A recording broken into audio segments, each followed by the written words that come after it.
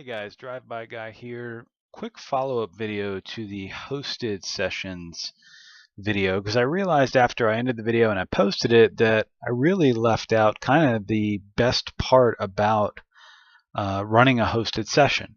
So what I'm going to do in this video is I'm going to go ahead and actually just host one. It's going to cost me 50 cents to do it, but I actually got credit for a referral for somebody that signed up after watching my videos and used my links. So basically a free $10 in credits. So because of that, I certainly don't mind going in and doing some hosted sessions and stuff for the examples in my videos. It's a way of kind of giving back and thanking you guys for doing that. So I'm going to go ahead and host a session so I can show you the part that I left out. So we're going to go ahead and say that we want to host a race. Now I showed you this in the last video, but we're actually going to open it up. We're going to make it public. Maybe somebody will join it. I'm not sure if what I want to show you requires somebody to join it, but we'll definitely go in there. So I'll go ahead and do this. This is a pretty popular session. They're not. The Global Mazda MX-5 Cup is actually at Charlotte this week. Laguna Seca is one of the more popular places for that car to be. So since it's not there, there's a good chance we might get some people to join.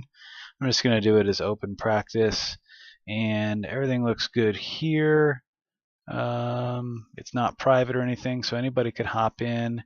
It's telling me my balance $24.50 because I got 2 referrals there. So purchase.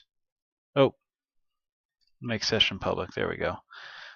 All right, so now that I've done that, we can say purchase and race now. It kind of summarizes it for me, and that's fine. It's going to cost me 50 cents and confirm. So what's going to happen is you see it right here. It's pending, but it's going to end up jumping up here, and it's going to be hosted by me here.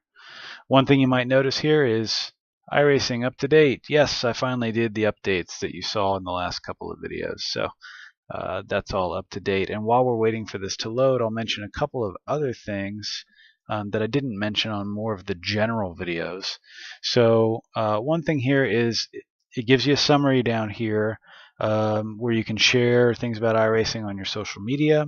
It shows you how many laps have been turned on the iRacing service since they started. So it looks like we are at 1.5 billion laps turned. That's a pretty neat little thing there.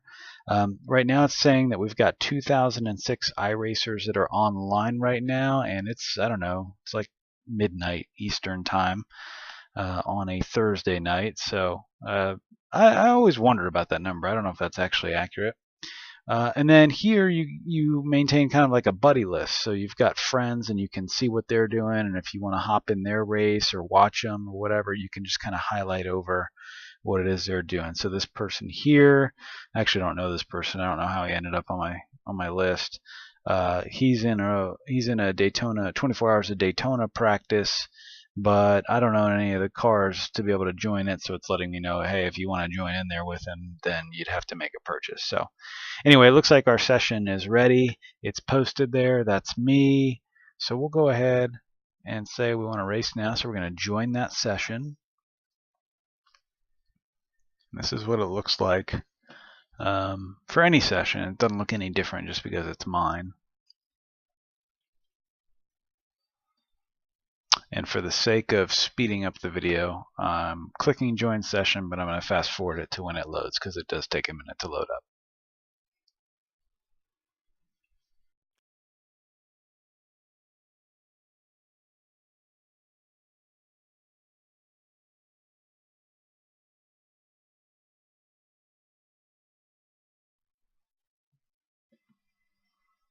Alright, so it looks like we're loaded up here. So I'm going to see if it'll let me do what it is I want to show you to myself. Yeah, and it does. So this is the coolest part about being an admin or a host of a race. You have all of these different things that you can do as the host. So I know, like in previous console games, if you hosted a race, it got hosted, but I think maybe you had the ability to like kick people, but that's about it, right?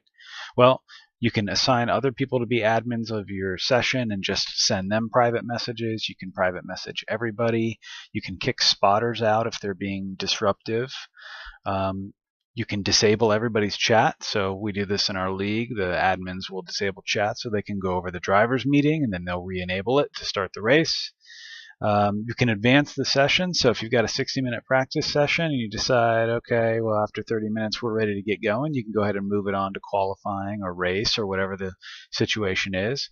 You can throw admin cautions. So there are times where iRacing doesn't pick up something that we feel maybe should have been a caution. A couple cars get involved, they're off the track, but a caution probably should have been thrown. Well, you can throw it as the admin. You can send people to the end of the line. Sometimes people will request that if they have damage or something.